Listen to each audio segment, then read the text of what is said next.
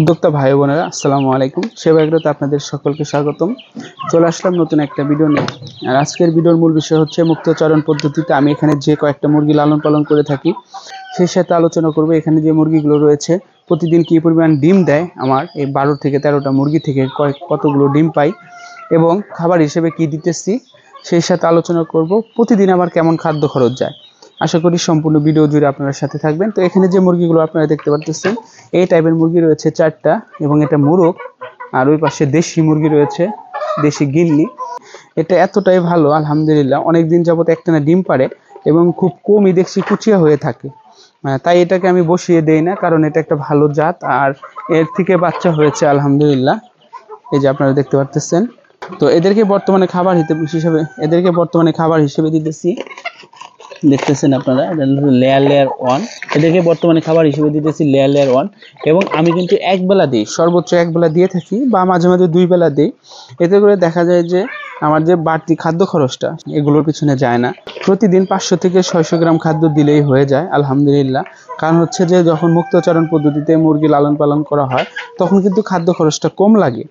আর আমি যেহেতু এখানে আটকে লালন পালন করি সেক্ষেত্রে খাবারের যে উৎকৃষ্ট খাবারগুলো বাছে বা শাকসবজিগুলো যে বাছে, তরকারি কাটার পর যে সবজিগুলো বাছে ওগুলো আমি দিয়ে দিই, খুব ভালোভাবে এরা খেয়ে নেয়।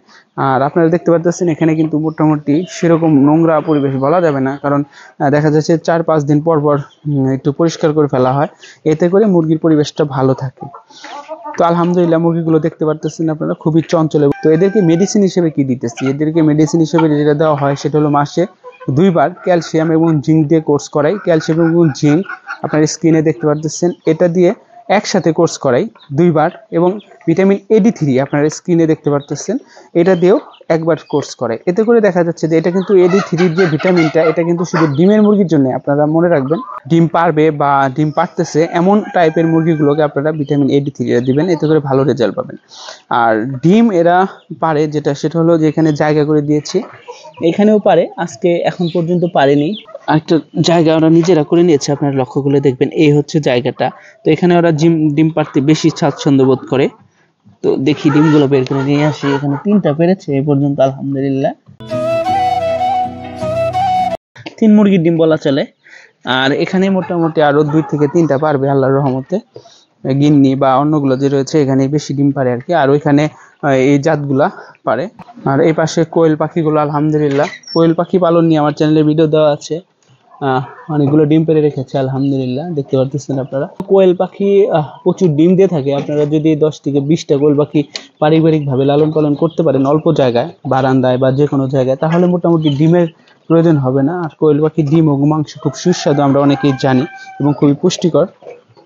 পানি সবসময় সরবরাহ করতে হবে। দেখতে পাচ্ছেন আপনারা কোয়েল পাখি মলত্যাগ করে রেখে দিয়েছে, এটা একটু পরিষ্কার করে দিয়ে দিতে হবে। এতে করে অবশ্যই আপনার মুরগি বলেন, কোয়েল পাখি বলেন, যাই বলেন না কেন সুস্থ থাকবে। তো আলহামদুলিল্লাহ আপনারা মুরগিগুলো দেখতে পাচ্ছেন, আমার কাছে খুবই চমৎকার লাগে।